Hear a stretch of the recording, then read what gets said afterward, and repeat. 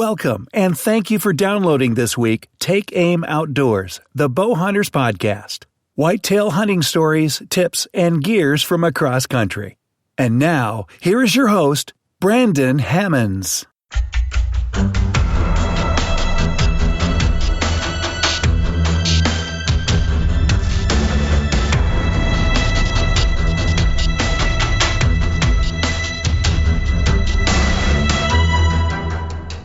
Okay, hey now, boys and girls. We are live, and welcome to a brand new episode of Take Aim Outdoor Podcast. As always, I'm your host, Brandon Hammonds, and excited to have these two guys with me today, Jason Sand from White Knuckle Productions Podcast and Todd Pringnetz from White Knuckle Productions. How are you guys? Good. How are you? Doing awesome. Doing awesome, Brandon. Well, thank you guys for being here today, and let's start this show. All right, let's do it. How are you guys? I'm doing great, man. I'm excited to talk shop with Brandon and Jason again, as always. And it's a beautiful day in Southeast Iowa. So what better way to start off the podcast than talk about the history with Mr. Brandon Hammonds. I actually met Brandon many years ago now, but back in the White Knuckle days, he actually filmed with us for a while, and he was a guy that was killing huge bucks in Michigan for on video. And I mean, if anybody's from Michigan, you know how often that happens. It doesn't. But Brandon and I became friends, and Brandon since has started his own podcast, Take Aim Outdoors. So we happened to get caught up this year at the ATA show, actually. And we started talking. I was like, dude, we need to kind of work together and see what we can do to do some cross promotion, because Brandon and I have always gotten along so well. He's a serious hunter. He gets the job done even in places like Michigan. So welcome to the show, Brandon. Hey, thanks, man. Great intro. I appreciate that. But yeah, excited to be here, man. Absolutely. So thank you guys for having me, and excited to be able to do some stuff with you guys as well. Brandon, yeah, absolutely. How long ago was it that we were, well, I guess you'd call it teammates? It was in the grind. Okay. The first year with White Knuckle would be the grind. Yeah, and I still remember it because he killed an absolute beautiful 8-pointer, like 130 type. What was it, Brandon? I forget exactly right off top. Yeah, 133 it scored. There you go. But I still remember the shot he had it on and everything, because it was like, at the time, it was a big mature deer, and it was like probably one of the first Michigan kills I'd ever even really seen, let alone it was a big 4 or 5-year-old, I remember. Huge deer. No, Brandon, are you still hunting on the same property that you were back then? Yeah, I am actually, and I mean, I've added a piece or two, but that's matter of fact, that's my main farm. And believe it or not, Todd, I believe that was my first year ever on that farm back then. So really, yeah, but I still have it. Kidding, dude. That is fantastic. And you know, the cool part about it, especially if that was your first year, what have you seen happen with antler restrictions? Because Michigan's made some changes since I've moved. Have you noticed what's the hunting in your area, I guess, doing? Is it getting better, or is it getting tougher? You know, that's kind of in a way a loaded question, and I know not like on purpose loaded, but what happened was about the same time as the antler restrictions came in, we had the 2012 bout of VHD. So, you know, it's really hard to kind of connect the two, but I'm starting to see a lot better, bigger deer. I do think that I have a special piece of ground for Michigan anyways. And with that being said, it's just total, not that I get to hunt it all, but I have a 2.5 mile stretch by a mile stretch with no roads through it. And that's pretty unheard of for Michigan. For an all, big, solid square piece of property. So, I mean, that's one of the reasons, I just think that every year I've been really fortunate, at least on camera, on a scouting camera, that, I end up getting, a couple 4 and 5-year-old deer, let alone several 3-year-olds. That's for anybody from non-Michigan, like my Iowa buddies are like, dude, what do you mean? Why are you even thinking about hunting? But for Michigan standards, if you get anything over 3 years old, and Brandon can verify it, that's considered a trophy by any by anybody in Michigan. So if you're even getting to that 4-year-old plus stage, you definitely have something going. And, you hit the nail on the head, dude, when you said I've got that section with no roads through it. I kind of have a similar situation here in Iowa where it's a big enough section where deer can find a hole to crawl into and survive. And that's, dude, you're not going to get those big mature deer if they die. So you hit the nail on the head there. Now, how many guys would you guess hunt in the area? And are they QDM type guys, or is it the same Michigan mentality? Unfortunately, it's the same Michigan mentality. But one thing that sort of happened is one neighbor to the south of me has kind of he stopped letting guys hunt. And, I don't know the situation. I think he just was one of those farmers that kind of let anybody hunt. And then I think just finally got probably fed up with the, what I'll call the non-serious kind of weekend hunter. So, sure. He basically let those guys go, and he's got a really big chunk of land, and it's a really good chunk of land. So long story short, quickly 2.5, 3 years goes by. That really benefits me because, I'm trying to pass as many deer as possible to get to that, kind of special age. So that's been one bonus. And like I said, I think another bonus is, whether you believe it or not, we're getting that strong crop of deer that survive that EHD. And to me, I'm first time I've noticed, I'm seeing deer that are, at that age of 4 and 5, but they're all 250, 60 pounds. They're just these genetic freaks. They're awesome deer. So, between the two, that's really benefited me, just being able to, have a section where I don't have that hunting pressure, so to speak. Yeah, and whether you create that or you're just lucky enough to have it nearby, it's a similar situation here. There's areas that have big areas of sections of property that just do not have any hunting pressure. And that does more than one thing. It's a sanctuary, but the other great part about it is it gives these deer an area to live, to do their thing without any hunting pressure or human pressure. So they're not educated like a lot of the other bucks are. And, that's one of the factors that I've had to deal with here in Iowa, with some different guys that were hunting on adjacent properties and stuff where, after shed season, they have permission to hunt there or whatever. I go out and I do my scouting and, dude, they've got stands where I know where they have to go through to get to them. They're 15 feet off the ground, sticking out in the wide open where that every mature deer that walks through there pegs them in the tree, every single one. And that happens year after year after year, man. It doesn't take too long you can even start noticing the trail cameras where the bucks just stop moving during daylight. I mean, they will just shut down. So those sanctuary properties, man, I absolutely love having a sanctuary nearby with no hunting pressure. Just from that standpoint, it gives them a place to chill, relax, and you're just far more likely to catch them out and about when the time is right. Yeah, man, I'm a huge believer in that. And I'm also a believer in, probably as you guys are, that, every deer has his or her own personality. And eventually, when you get up and they get to move around, they're going to kind of wonder what's on this side of the fence and what's over here. And all of a sudden, if I'm not pressuring my piece, their home range kind of expands a little bit. And I catch a lot of that. It's like they know I'm there sometimes because I do go in to run cameras or feed mineral because it's legal in Michigan.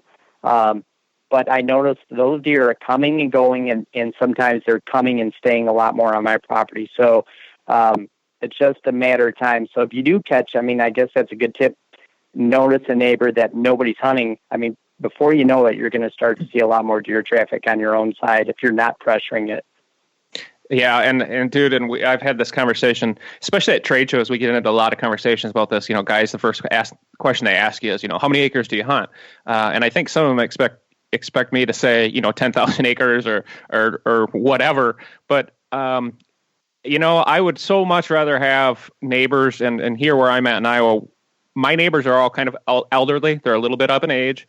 They're all old farmers or not hunters themselves, but I don't have a ton of, serious hunters in my neighborhood.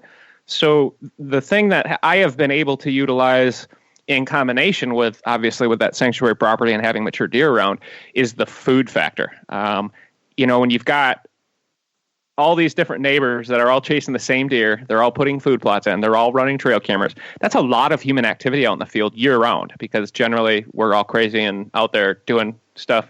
Maybe sometimes when we shouldn't be, but see, that plays a lot of it, and just that repeated history in an area will teach a fawn when it's being raised by its mother, and the mother will translate that information and create those habits early in their lives where they kind of are used to not moving around as much. So just like what you were just talking about, the having neighbors that don't hunt or properties you can't get into is not a bad thing. And you got to use all those little elements. But if we can, Brandon, what do you do for food? And do you use food plots and standing crops or anything like that on your farm there? Now, my farm is surrounded by agriculture. So anywhere there is a open, or flat piece of ground where the farmers can farm, they farm it.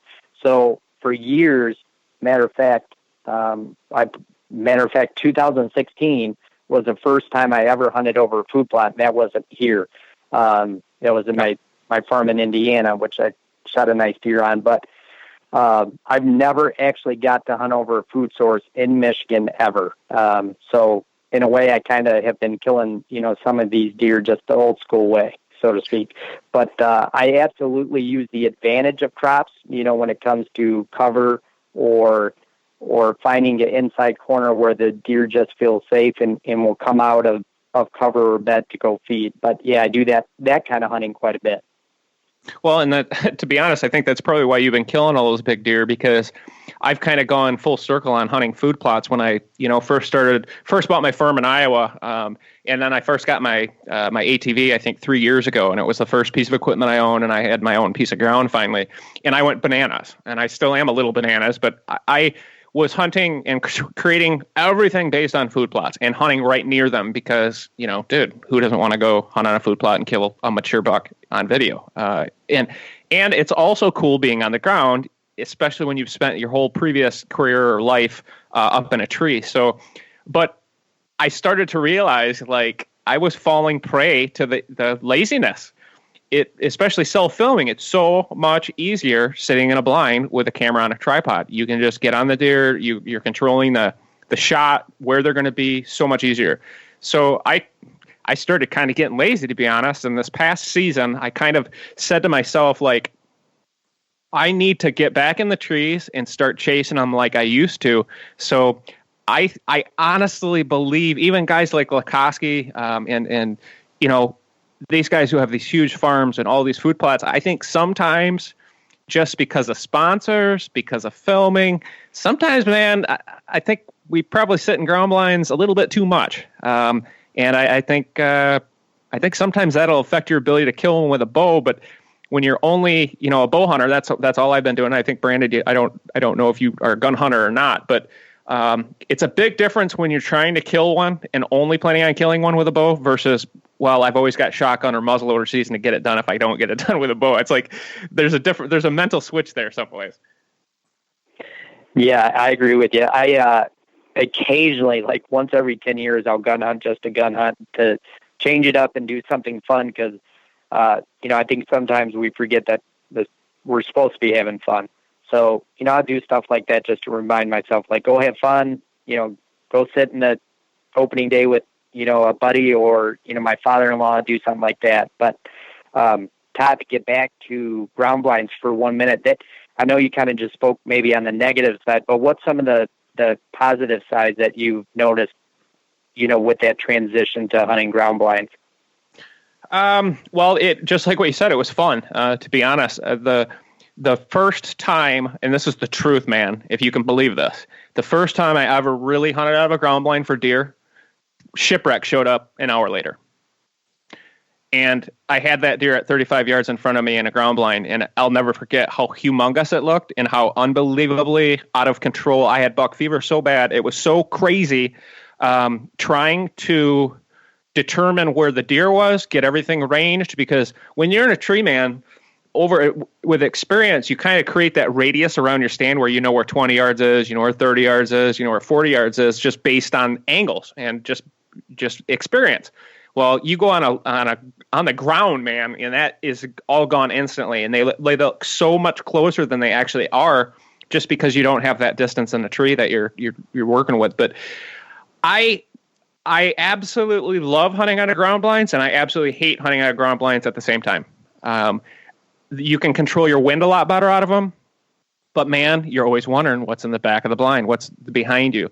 And what I've started to notice now that I've had enough experience, and I've had year after year after year of hunting through them with different deer, and then watching the deer grow up around them as well, most mature deer just do not feel comfortable in front of a ground blind within 30 or 40 yards. So they pretty much will just buffer around you. I mean, there's times where they don't, but I mean, they just have a feeling or something that they don't want to get within 50 yards. So from that standpoint, it's always in the back of your mind when you're sitting in a ground blind, because you know you're probably going to have to take a longer shot at a big buck. And so that can be kind of stressful, man. It kind of wears you out.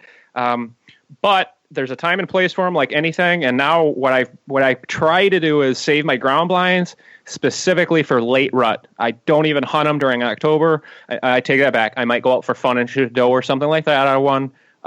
But now I leave those completely alone, because I know my best chance to actually kill a mature buck out of one is going to be late rut, when they're worn down and they get a little vulnerability in combination with a cold front. That's when I found you can kill them, and that's when I actually got Eric Dickerson, which I never thought in a million years I could catch that deer in front of a ground blind. But again, he came in 40, 45 yards, and he was just going to walk right around us when I shot him.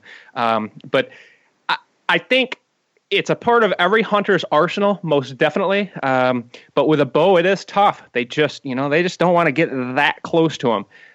But I think that they can be extremely deadly.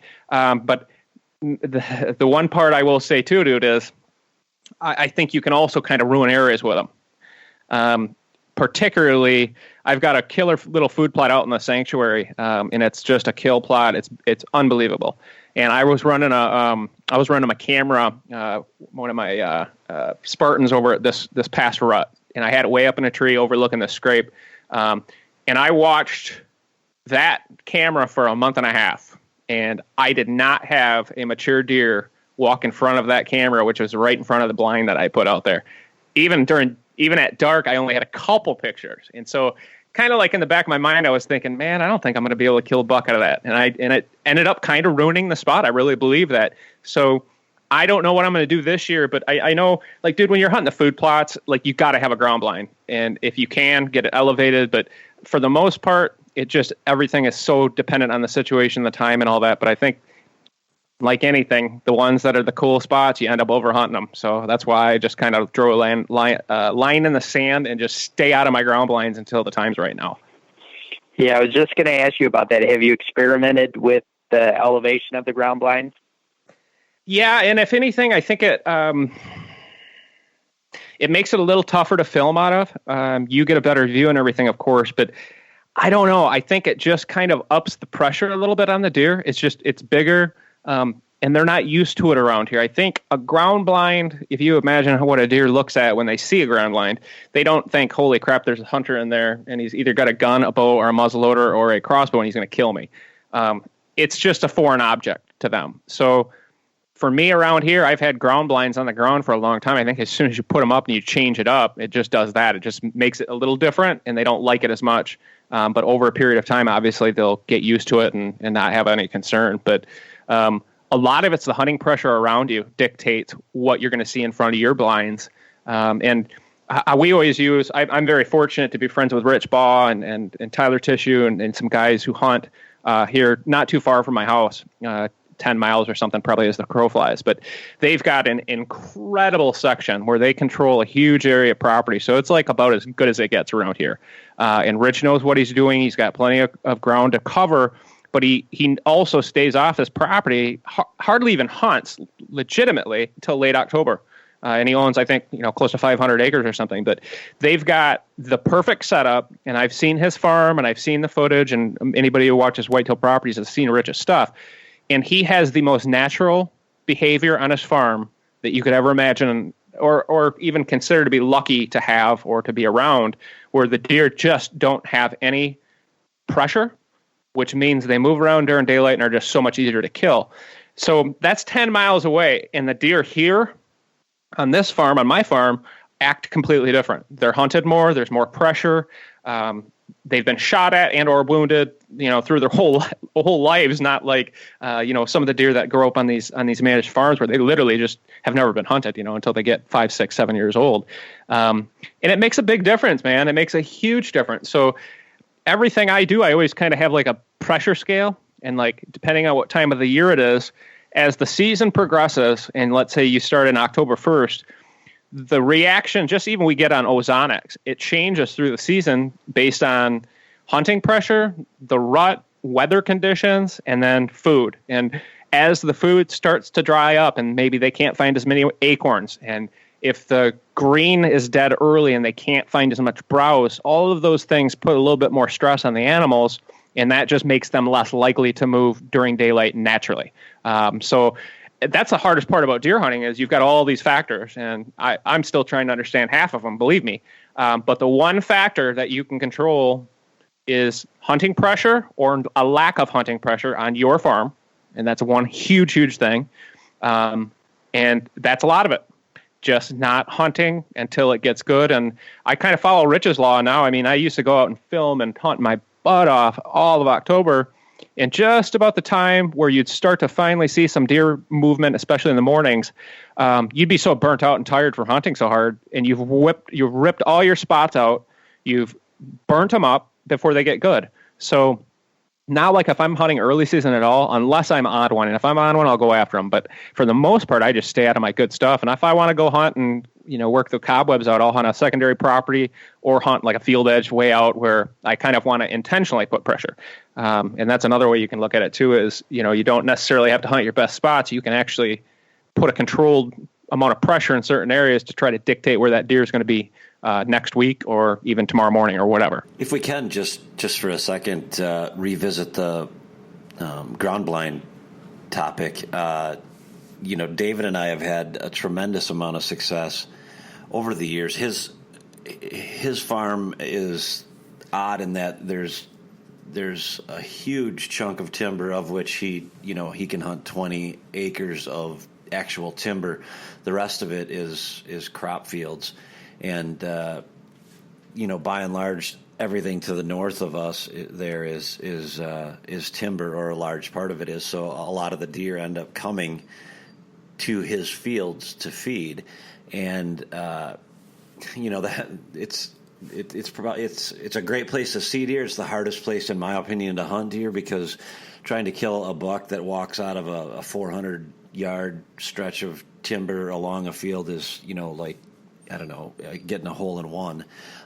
It's not easy to do. Quite frankly, it's nearly impossible. But one of the things that David and I, particularly David, I guess, I'll give him credit for this, have had a tremendous amount of success with, is taking an old grain wagon. Everybody's replaced those now, those old orange grain wagons, and putting and I know some states it's not legal, but in Wisconsin it is, putting just a flooring on the top of it, and or just an old hay rack wagon, whatever the case may be, a wagon, set the ground blind right on that, and you can hunt it that night. I don't know why it seems to make all the difference in the world, but you put that thing on a wagon and they don't seem to be bothered by it at all. Whereas if you stuck that thing on the ground, Todd, you just got done saying, I think, Brandon, you had mentioned it earlier, they'll turn inside out the first couple of times they see it. Whereas I've seen it time and again. You put it on one of those wagons, and David's family, they're farmers, so he's got access to that stuff. But it's ridiculous how effective it is. Now, again, you're still fighting the battle of the deer coming out in the right spot, because they've got, in 400 yards, they've got 40 trails to come out of, or what have you. So that makes it a tough situation anytime you're hunting a field edge. But if it's legal in your state, it's not a bad idea to try. I don't know that it's going to be any different in Michigan? Because that's farm country too, correct, Brandon? Where I am, it is mostly. I'm in very southern Michigan. Matter of fact, I'm roughly maybe 10, 12 miles from the Indiana state line, so I'm pretty south. And this part of the state is known for agriculture. So, yeah, I mean, it's mostly ag, but that I would assume that works awesome. What you just said, Jason, that's a really great tip, and I would definitely look forward to kind of stealing that tip from you for sure. It worked great late season, but again, it's they don't turn inside out or anything like that. They just come out and take a look at it, and it's probably just like any other hay rack wagon they've seen or grain cart that they've seen or anything else. It just happens to have a blind on the top of it. And I also, if you don't have a hay wagon or access to a hay wagon, we're going to give Dave's phone number at the end of the show, and you get a hold of Dave by text message, and he will make sure that he brings it over to your place so you can use it. Just on a serious note, bale blinds are something that I've had. I think they lesser the stress level a little bit. And I've had mine out year after year after year, and they also cut hay around me, and they always roll it in round bales. So, dude, if you're a deer and you grow up and you see that stuff, it's obviously going to be a little less freak out mode. But Jason, when you were just talking about hunting field edges, like back in my green days of first hunting in Illinois, and we actually hunted some really good properties, and even in Iowa when I moved to Iowa, and starting to hunt farmland for the first time for a Michigander. I grew up hunting in the north in the timber. I mean, there was no farmland. There wasn't a field that you could really hunt by. It was all public national forest. And so, of course, when you first get your taste of hunting food plots and field edges, it's what you've been watching on TV. I mean, Jackie Bushman, he's been killing giants on these fields for years. That must be the ticket. So I can't tell you how many giant bucks I chase around fields, hunt after hunt after hunt, because that's where you kill them, right? Well, over the years and experience, I actually, to this day, dude, I can't stand hunting field edges. I can't take it. I don't want to, if I see a deer, I want to be able to kill it. I don't want to sit and watch him 500 yards away. So if I can give any piece of advice to anyone, and I see it happen all around here all the time, there's a couple reasons why people hunt fields. You can't get lost getting in and out of them in the dark. And it's easier to set your stands. You don't have to trim as much, man. You got a wide open shot right to the field, right? Now, with that being said, man, I'll tell you, I would rather go after him in the timber, because your chances for success are so much better if you can narrow it down. And just like what Jason said, you can watch them come out any trail, and man, they will never come out the same trail twice, not these big ones. And I still fall victim to it. I was chasing the DL buck this year, and I watched him come out a field edge one night, and I was there the next night, and of course he didn't show up. But, I had to mentally, I'm like, I have to try. But boy, I think a lot of guys, bow hunters, waste a lot of time on field edges when they really, really need to be, back in the timber closer to the bedding areas, because that's where the big ones feel comfortable moving around during daylight. So you got to get on tight on them. And, if you've been successful and you're killing huge deer out on your food plots and your field edges, dude, kudos to you. You've done a lot better job than I have. But I've just noticed, seems like you give up the likelihood of kill in order to get that visual advantage sometimes.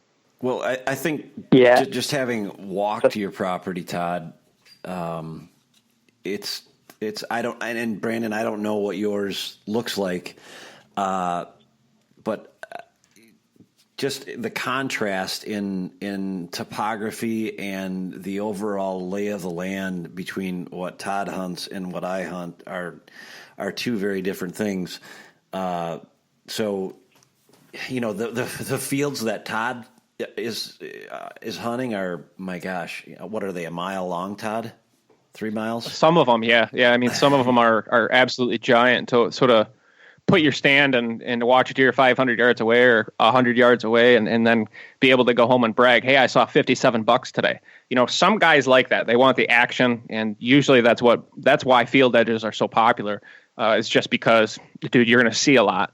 But all the wise guys, the hunters that I really learned from, that helped teach me the tools of the trade, this isn't stuff I've invented, they always used to say the same thing. I'm not interested in seeing 50 deer. I'm interested in seeing the one buck I'm after. And if I see no other animal but that one buck, then it's a successful hunt. And to be honest, the other reason I hate hunting fields is, especially in the evenings, the deer all show up, and then how the heck do you get out of there without completely blowing the entire neighborhood? And you really can't.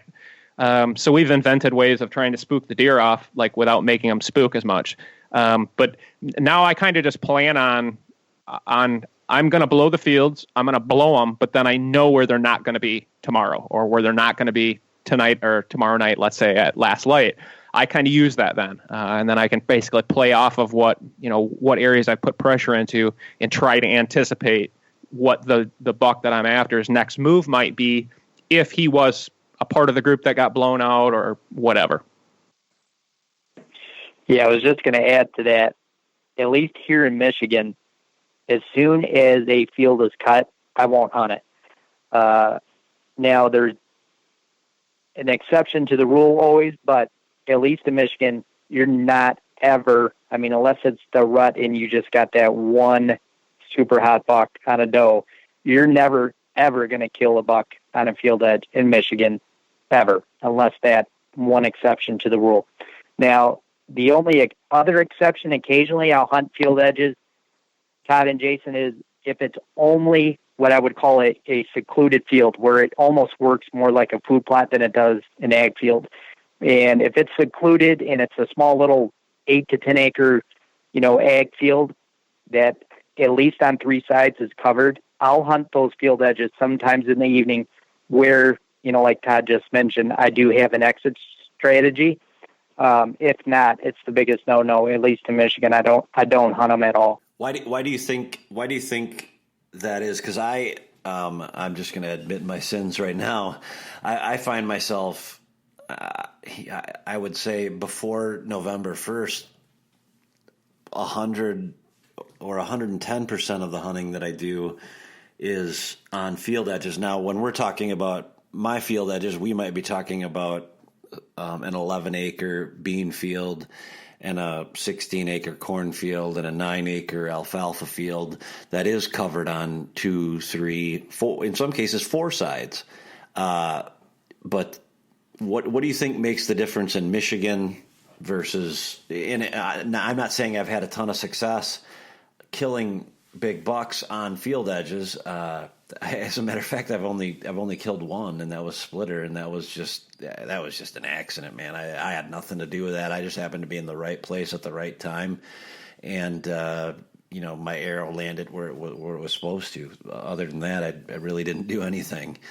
But that was an early season hunt, right, Jay? September 28th. Yeah. Okay. Yeah, I didn't plan on going. Yeah, I didn't plan on going.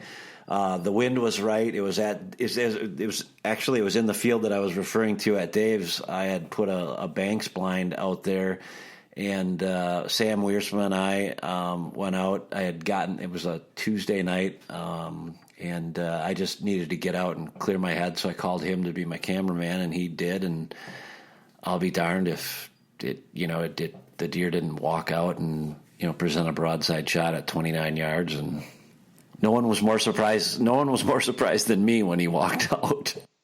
Oh, that's still one of my favorite hunts too, because you didn't have to track him. He dropped right there, and I'll never forget the look on your face when you came walking back and Sam was still filming you up in the tree, and you were just like, I got him. Yeah, I had gotten pictures of that deer all year long, but that's typical for our area, and I don't know, Brandon, what your experience is with that, but for me, I can get pictures of deer all summer long, and they'll just vanish or become nearly non-existent once October 15th, 20th comes around. I think a lot of it for me is in the block that I've hunted for the last 15 years. I guess it's maybe 640 acres, but in that 640 acres, there could be, and I've said it before on the podcast, there could be 15, maybe 20, maybe 20 is an exaggeration. 15 certainly isn't, but there could be 15 people in a tree bow hunting with the best of intentions on any given night within that block. Do you have the same? I know Todd doesn't to an extent, but do you have the same over there, Brandon? Yeah, I do. We have just crazy amount of pressure, and that's was the answer I was going to get to about your question about the field edges. Is strictly it's a numbers game, and the numbers tell me, we have so many bow hunters per square mile that it's just not in your favor. A big buck is just, nowadays I think he's born with that knowledge. It's just passed on that you show up to that field edge in the dark. And another part of the numbers game is, compared to like you guys in Wisconsin or Todd, I probably have one shooter buck for, every 25 to 50 deer, so when you just play the numbers, you're just not going to get that shooter buck to show up on a field edge in the evening. Yeah. And I've started to develop some techniques for how to get them out to the field edges. And believe me, I wish it worked every time, but I've noticed the biggest difference, at least here, even if I have whole areas of sanctuary that don't get hunted, you're generally not going to see a mature buck on a field edge unless he is bedded within 50 yards of that field and he has a reason to go out there. And what I've been doing is trying, if I can't control the cover in the surrounding area, I'll leave up standing crops, and like standing corn makes awesome cover and they just feel more comfortable around cover. But I literally try to set my food plots up with an adjacent buck bedding area / doe bedding area on all my plots. And if I don't have a bedding area, I try to create one in the off season, which is going to be, actually, I'm going to start tomorrow on one area.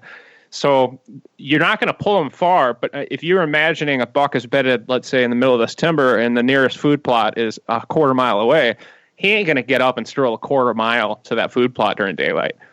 Now, if he has to stroll 50 or 60 yards, and there just so happens to be a giant community scrape on the edge that he might want to check just a little bit early, and then, if I can coax him out of that bed just maybe 5 minutes early with the right call, the right grunt, but not overdoing it, all of those things factor in, because that's the other part of it is I can't imagine across the entire country how many bucks sit in their bedding areas and listen to the hunters out on the field edges rattling and grunting and carrying on, and they know exactly what that is. So I think half the battle is you got to be quiet most of the time, but there are ways to pull those bucks out just a little bit early, but you're not going to pull them a quarter mile, man. You got to kind of come to the realization that, you got to have everything going for you. And every once in a while you might get lucky and see one out on the edge, but I really want the perfect storm in order to try to create that. And I've just found, at least here in my particular area, that the late, between the 15th, the 12th, and the 18th of November, if there's a really brutal cold front, that has all the right mix of, they've already bred most of the does in their area. They're a little bit more vulnerable from the seeking standpoint at that point again. And then the other part of it is they've been running hard for weeks now, and they have got to replenish their food storage. So you got to have the right weather, because if it's not brutal cold, they'll just wait an extra 10 minutes, 15 minutes before they get up. They don't have to be out there. So it takes a lot of the right things, but the cool part about it too is the reason why everybody loves the rut. One hot doe can change everything, and all of a sudden, boom, there he is. You just don't know, but relying on that consistently, there's just a reason why I don't hunt food plots that much, or hunt open field edges very much. I'll hunt kill plots, throughout the season when it makes sense. But I almost hunt food plots or field edges just strictly for observation and just as a jumping point, I call them, where, you got your stand hung in advance. You don't quite know what a buck's doing. So you hunt that field edge that you can get into easy as a point of intel, just gathering intel for your next hunt. And sometimes you got to be a little bit more standoffish, and sometimes you need to be aggressive. It's just every deer is different, and every season is different, and the areas and everything else. Yeah, absolutely. So, Brandon, go ahead. So I've got a question for you, since you're sort of dealing with the same deck of cards that I am, or at least it sounds that way. And that's, I don't want to give anybody the impression that, what Todd's doing down in his, neck of the woods. Yeah, it's Iowa. But I don't want to give anybody the impression that his job is, a whole bunch easier than mine. Certainly, I think it would be fair to say that luck plays into my equation a whole lot more than it maybe does in his. But I mean, like I said earlier, this year I got to walk that, and there's a lot of choices. Saturday afternoon, I pulled down all of my stands, all 18 of them on the 112 acres that I hunt, and I thought, what in the world do I have? What do I have 18 stands for? But I guess to get back to my original question, when you go out and hunt, do you feel like you have a solid plan? Because I feel like when Todd goes out, he's got a solid plan. And as much as I'd love to say I have a solid plan, I've got a solid plan. But that plan so much is, the success or failure of it is dictated by so much by pressure. Yeah, I agree. And kind of Todd alluded to this earlier about just burning the candle at both ends, for years, even recently, just because I own my own business and I don't make money at 6 a.m. I would go hunt every morning when I could. And so now that I've backed off that and obviously learned that you're just putting pressure on stuff, but now, Jason, what I do is just, I guess you could call it like my formula is I'll try to run some cameras that are, again, I try to hang cameras like I hang stands. So if I can get cameras in very low intrusion areas that are high traffic, I do it, and I take advantage of that. I think that's something that's really overlooked is there's always a spot on property that you can access that deer are going to use. And I may have better spots that deer are always going to, but I don't trample through the woods to get to that camera. Excuse me. So I'll run those cameras, get the most recent information, and then I just play the game of rotation and the best wind. So if I have 15 stands or 10 stands and this is the best wind, I'm going to hunt the stand that's been the longest since I've hunted it, and unless I have some sort of intel to tell me something different. So I keep it really easy, and I don't try to look any more into it. If I don't have any kind of information to tell me to go there, I'm not doing it, especially until we get to that, at least Halloween, So do you not hunt primarily until the end of October? I do now. Like I was kind of saying that Todd alluded to, man, I would hunt every morning 80-something straight days until, mid-December, sitting with my bow, and you're freezing in the morning and haven't seen a deer. And, so now I've really backed off where I will run cameras as part of my hunting. And, which I do the same thing. I'm not going to go in there and check the same camera every day. I'm rotating those 20 cameras. And then, if it's the best day of the week, or I'm like, what, we got a solid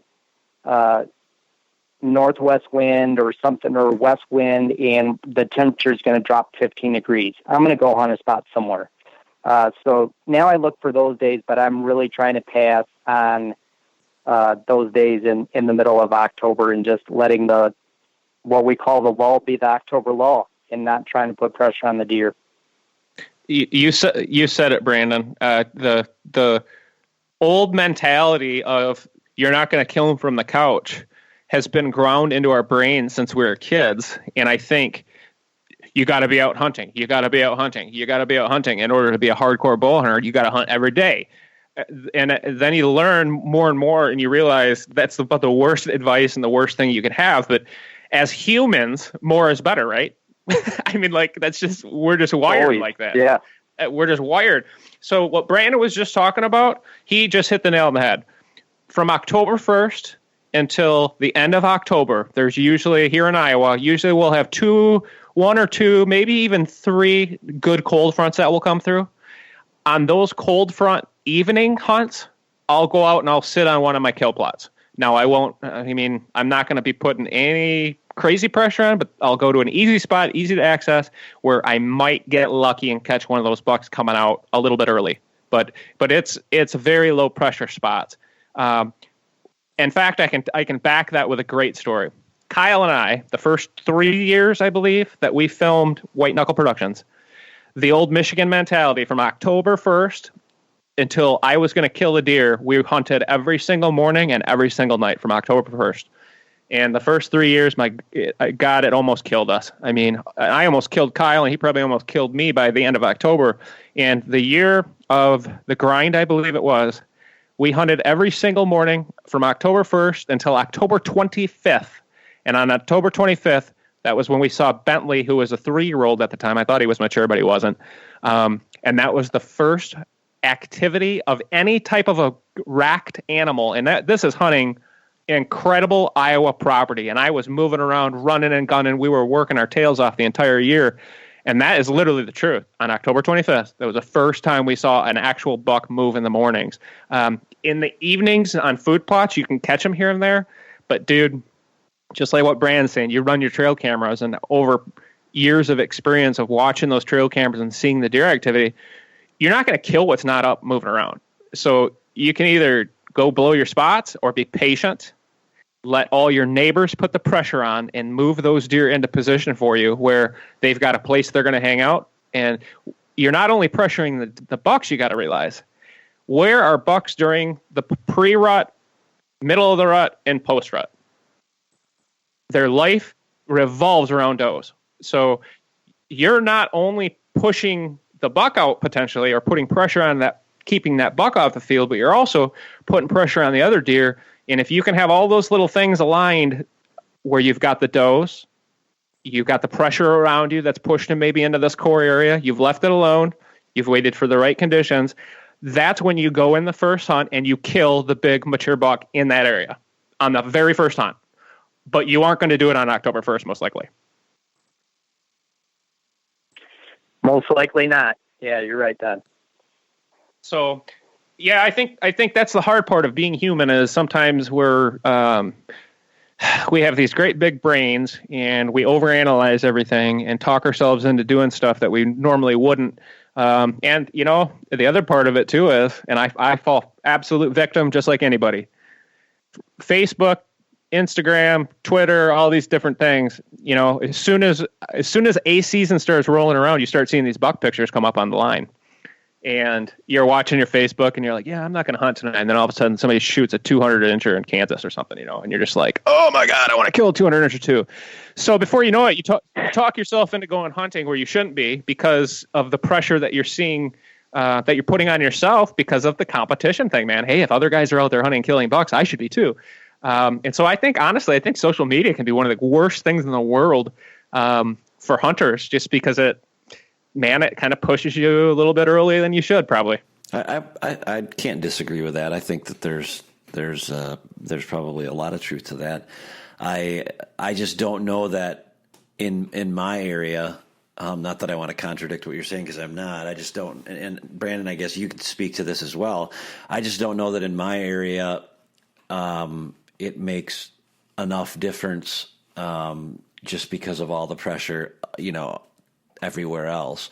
Or Todd, do you think that because you've got 27, I don't know, let's just say 60, 70 acres of cover that you're just going to leave it alone? Is that enough to make a difference and keep that mature buck, assuming there is one? You do.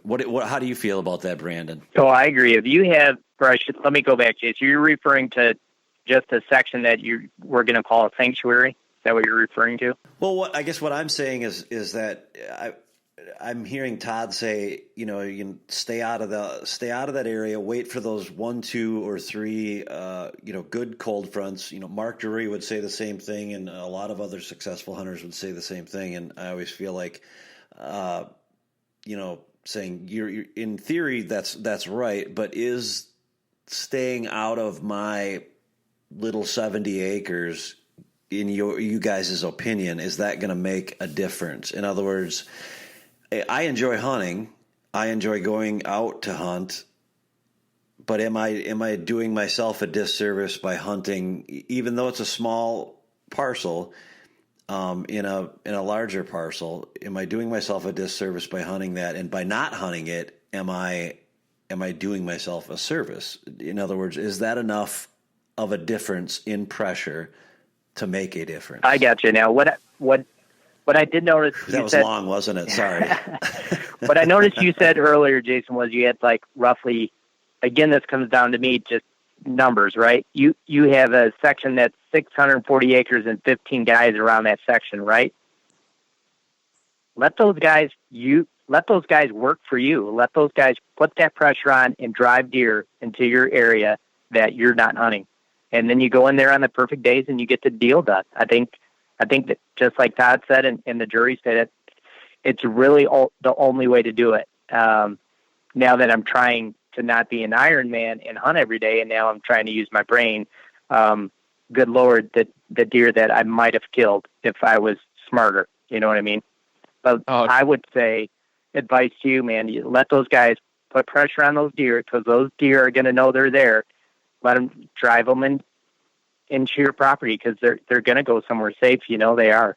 They're going to stack them in, buddy. They're going to stack them in deep. Would you guys say that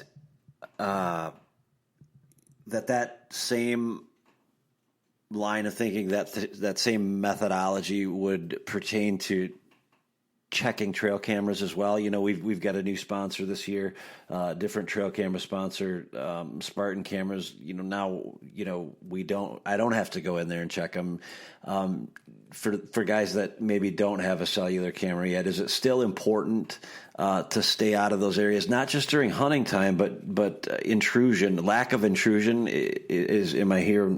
I think that's what I'm hearing you guys say. Lack of intrusion is what's going to help. Oh, in all ways, shapes, and forms. But the deer are also, like around here, we have farming operations going on all the time. So there's somebody running a piece of equipment on an adjacent property at all given times. So like when I have my trail camera set up, I have them on all my roads that are accessible with either my ATV or my truck, where I literally can sit on my wheeler or in my truck and check the camera from inside the cab.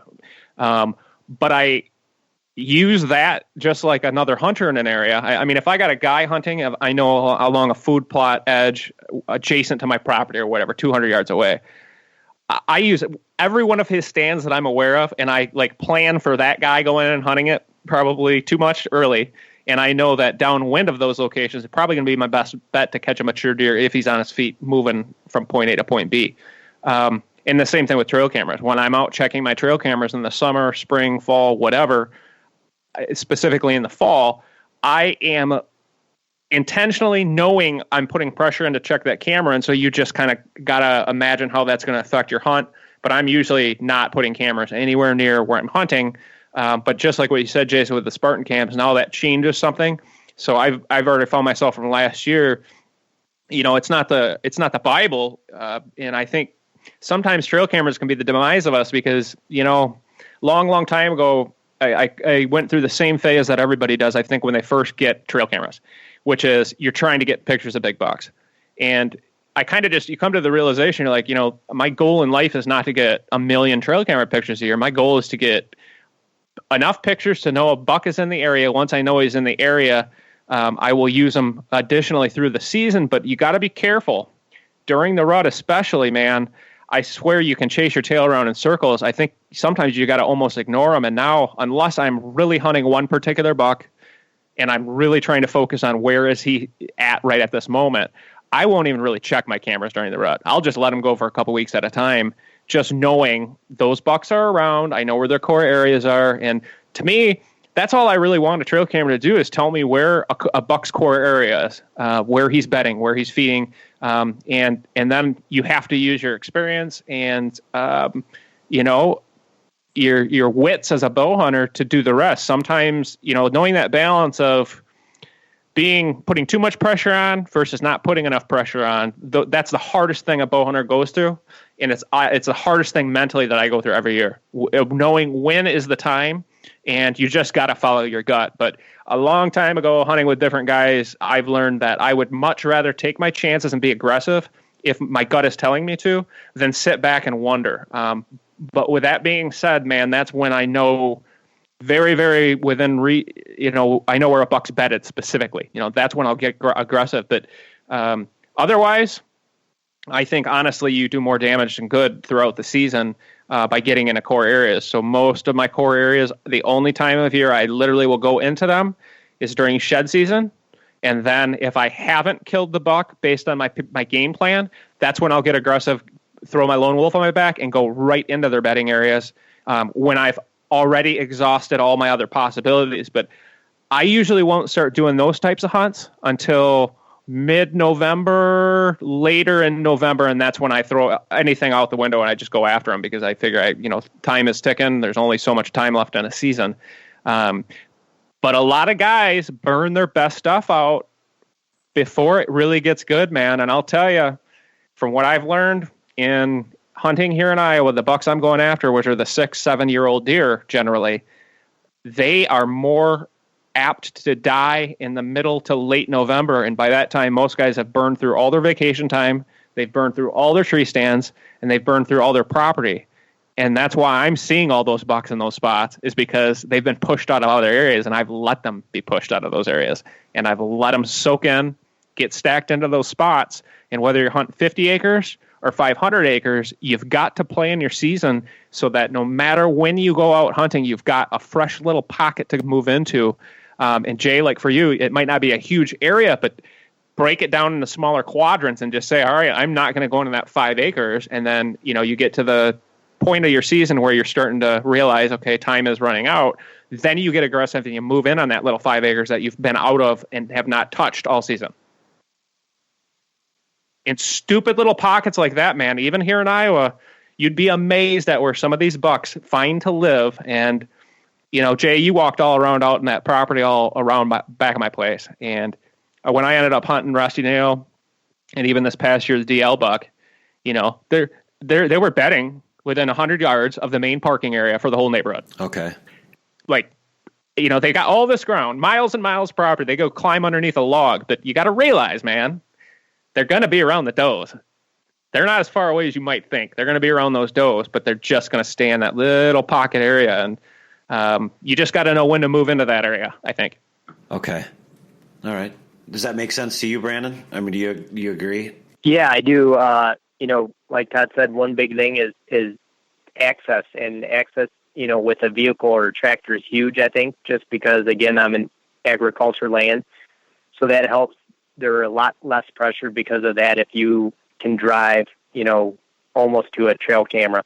Unfortunately for me, a lot of mine, will be either in the timber or deep in the cover of the edge of timber on agriculture. So, sometimes I can't get to them. But what I have done is, the golden rule there is don't touch them until I hunt that area. When I go in and hunt, quickly swipe out that, the SD cards. And that's kind of been a solid rule for me. If I'm not hunting that area, the camera just sits there. And that's helped a lot for me as well, too. That's a really good tip. Yeah, I would agree. So you attribute a lot of your success, Brandon, and Todd as well, to a lack of intrusion. I've heard Mark Jury say that. If I've heard him say it once, I've heard him say it 100 times. Lack of intrusion will help you kill a big buck more than anything else. Yeah, I agree 100%. And, just to put it in kind of layman's terms, it's so simplistic, and it's very much human nature for all of us to be, especially like me and you, Jason, we have neighbors that hunt. Well, you see that stand on the neighbor's side, lots of times, guess what we want to do? Well, you know what? This area is really good. I'm going to put my stand right here. I'm going to see what that guy's doing when he's doing it. Well, guess what? That guy probably took liberties and walked on your side. Now you're setting up 100 yards from him. Now that whole area is completely pressured up. It's over, especially in a state like Michigan. The game's over. So a long time ago, I learned, you know what? I don't need to look at my neighbors. It's Michigan. Guys are going to be hunting regardless. So you got to get out of that, back off, like Todd said. Even if it's 3 to 5 acres, let that pressure be minimal, next to zero. Just stay away from those neighbors. That's huge, I think. The other part is how good hunters are your neighbors and how much calling do they do, and that's what I realized. And we've probably talked about it on our podcast before. But man, the first year I bought my place, just like anybody else, I was green and I was out there rattling up a storm just like everybody. And just never was successful doing it. And then I started to realize why when I heard all the other hunters in my area using the can calls and the doe bleats, and then they do the rattle bag. And I mean, it was just so consistent and obvious that it was not a buck fight. It was some other hunter over there. So you gotta adapt and change with the situations. But, sometimes I have to follow my gut. And even though on October 31st, it's way too early to get aggressive, I killed my buck this year by going into the middle of the biggest section of timber, the most unbelievable sanctuary ever, because I just had a feeling. The wind was right. The conditions were right. I could get in there because it was blowing like a bandit. But it was also somewhat expendable because I knew for the big buck, I was hoping I was going to get a crack at later in the season. I knew it would probably be later in the rut. So I kind of felt like I had nothing to lose at the same time. And that's where I know a lot of my friends that I'm hunters with that I respect as like some of the best big buck hunters in the world.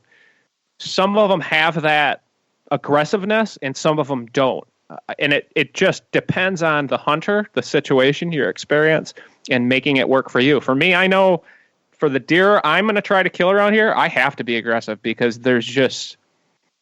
they will just not move around during daylight. So I have to move toward them. And sometimes that means you got to, put your arm on the old chopping block and not be afraid to lose a finger, because that's the only other option. And that's just what I've come to the realization. If I sit around and I hunt the typical pinch points and funnels and field edges in the back corners and saddles like everybody's been talking about and reading, if I hunt like that in my area, I will not get a chance at a big mature deer. I won't. Not unless it's pure luck. And pure luck is not how you consistently put big deer on the wall. And I can go down the wall of trophies that I have from over the years, and I can't tell you how much the first time in the run and gun set, those are the types of hunts where I kill those big deer. It's when you do something no other hunter has ever done before. Ever. That's how you kill that deer. Now, hey, Jason, let me add one thing to the trail cameras.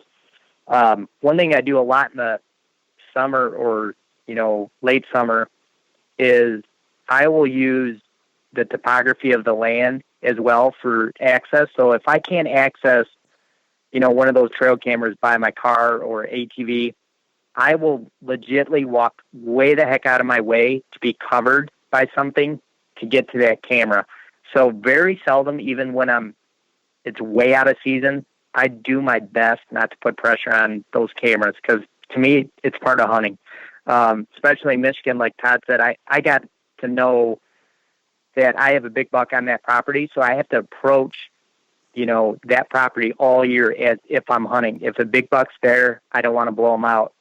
He'll be my only big buck on that property. So I will use whatever route in and out, just like I would go into a tree stand to get to a camera. I'll put that kind of magic on it just to, check an SD card to see what bucks I have in velvet. So I think that's been a big help. And I've noticed that I'll have that buck on my camera over and over again. So it's proven to me that I'm not bumping them by taking that extra effort. And two, Brandon, you've probably gotten to the point, it's same things happen to me over years. It's like, okay, you get the trail camera pictures of them. You're not a photographer, professional photographer, trail camera owner. You're strictly just using it for intel. Once you know the animal's there, then you know that the last thing you need to do is go check your camera, see if you got more pictures of that buck. Once you know they're there, that's half the battle. And Jason, that seems like the biggest question mark in your brain is, how do you absolutely know where that buck is bedding and target them specifically like that? Because that's how I hunt my deer, man. If it wasn't for their bedding areas, I wouldn't even. I mean, can you imagine, Jason? I wouldn't even know where to begin, And it took me years and years and years of hunting this area now to understand where bucks bed, why they bed there, and a lot of it has to do with topography. And I actually think it's way easier if you have topography to deal with, just like what you were talking about, Brandon. Even when I'm doing run and gun setups, man, topography is king. if you know or have an idea where a deer is, you've got to use every little bump and hump in the road to hide behind to get in there. Use everything in your tool belt basically to get in that vulnerability point with him. But every piece is so different and so unique. Jason, do you guys consistently get different bucks in your fields like every night? Or does it seem like they're on like a circular pattern where it's only every 3 or 4 days? I don't know what's changed the last 3 or 4 years, but it's just become real unreliable. I haven't seen a good buck, between the 1st of September and the 20 whatever of October, and I really can't remember when. I guess I do remember when it was last year. I saw a good 8-point that my wife filmed when we were out. I wasn't going to shoot him, but he was one of the better deer that were running around. But yeah, I don't see a lot of them. Period. Until the rut. Yeah, and that just tells me that most of those bucks are living. Their core areas are in other places, other farms. And I think another way where trail cameras can be deceiving is, you get here in Iowa, where it's famous for it. You get all these nighttime images on a mineral or on a corn pile or something like that, in the summertime. And then even if during the rut, you've got cameras now located on scrapes. If you're only getting nighttime images, middle of the night, and you're only getting them once a week, that buck is not living there. All he's doing is he's hitting the outer ranges of his core area. All he's doing is he's just keeping tabs on what does and what bucks are in those areas, and that when the time is right and he's bred all the does in his core area, that's when he'll start checking some of those secondary places. But the consistency factor, it almost makes it impossible to kill him, because you're only going to probably catch that buck one day during the rut. Literally one day. Now, you can't kill big bucks consistently, only having one day to choose from. And that's where you got to get back their core area, find out where those bucks live, and that's where you kill them. And if you can't hunt in their core areas, then you just, I guess start hunting does or something. Oh, that was brutal.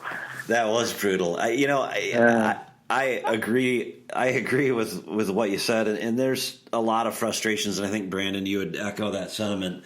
There's a lot of frustrations with hunting in these smaller areas because there are so many things that keep those animals from being the animals that God intended them to be. Because of the pressure, and whether that pressure is a result of people, squirrel hunting, rabbit hunt, whatever. Good Lord, it could be anything. I've got some folks there, and they're great people, but I swear it'll be November the 5th, and he's probably going to Facebook me tonight or the next after he hears this podcast and say I'm sorry. But I mean, they'll be out there inevitably somewhere the 1st through the 10th of November with their chainsaws cutting their trails to their rifle hunting stand. It's different, and it presents a whole different approach. Would you agree with that, Brandon? Yeah, totally. I mean, you hit it right on the nail on the head, man. That's exactly it. So, it just, we want it to be so different, like you just said, the way God intended it. Unfortunately, it's not. So, you got to either commit to doing things like we've talked about today on this podcast, or just going out there and, hey, it's the weekend. If I see something, I'm deer hunting. To me, that's no longer fun. I like doing it like this. I like going out one morning just to set a goal. If it takes me an hour and a half to get one trail camera to get that intel. I think that's just the way you got to look at it in these high pressure states. You got to really kind of aim small day to day for the overall picture. And if you do that, I think over the year or 2 years, you're going to notice your success starts to go way, way up. And Jason, too, the other part of it is, and Rich Baugh, who's a friend of mine who I bought my place from, I've had conversations with him about different things. And, I was talking about when I first bought this place about how I was afraid to walk out my back door for fear that a deer might see me 800 yards away on the neighbor's frickin', CRP field. And one day he kind of just said, he's like, well, Todd, you got to enjoy your property too. And I was like, kind of set in. I'm like, I think we get caught up in the competition side of things, and especially when we're filming and in the business side of it a little bit. Dude, you got to have fun. And at the end of the day, for me now that I've killed some of the bucks that I consider to be like my dream bucks, like hunting has never been more fun for me because I'm able to increase the amount of my tenacity and my aggression, and I will take chances that I would never take before because I enjoy doing that. I enjoy getting in so close where I'm either going to kill them or I'm going to blow them out of the territory. And I blow them out of the territory far more than I kill them. But that's what I enjoy now, is really pushing the limits of how close I can get in on these animals. But I'm in a different place in my career, and that's what I enjoy now, where, 5 or 6 years ago, just to kill a mature deer on video with a cameraman was the greatest accomplishment or my greatest goal in life. But, as we get older, I think having fun is more and more important. So, I don't know. It's a tough thing when you can't accomplish your goals on your property, and maybe you just need to change your goals. Yeah. Well, you know what? And it sounds like, Brandon, you've got a good thing going, and Todd, I know you've got a great thing going, and my run on this property is about to end. And rather than, wait for it to, hit me like a fastball in the head and become a surprise. I mean, I know eventually it's going to, boil down to that.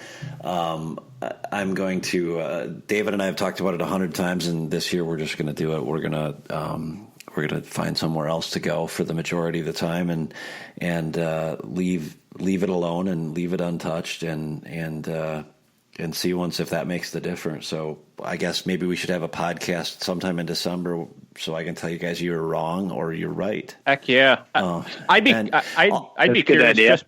I've been following, we've been following all these different team member seasons ourselves for all these years. So, you kind of almost pattern your hunting, and I'd be really curious myself to see how it worked for you, because it's the story and the question so many guys deal with, man. I mean, I'm fortunate I live in Iowa. I've got hunters around me and all that. But compared to Michigan or compared to Wisconsin, it's a whole different animal. And the reason I moved down here was literally to get away from people so that I could be near the deer. And now it's become more popular and there's more hunters and everything. But, everybody's got their scale of what they consider to be pressure a mature deer. And that's what makes it cool. That's what makes it hunting. And I know if I were you, Jason, I'd just ask Brandon if I could hunt on his property. That's that. I was going to do that here in just a minute, but before we do that, I think Brandon, I've got to tell you, you haven't been to Todd's place in maybe the last couple of years, but I think we should maybe start a GoFundMe thing. Whatever, I'm not sure how they all work, but I was out at Todd's this year, and he mentioned having a bail blind.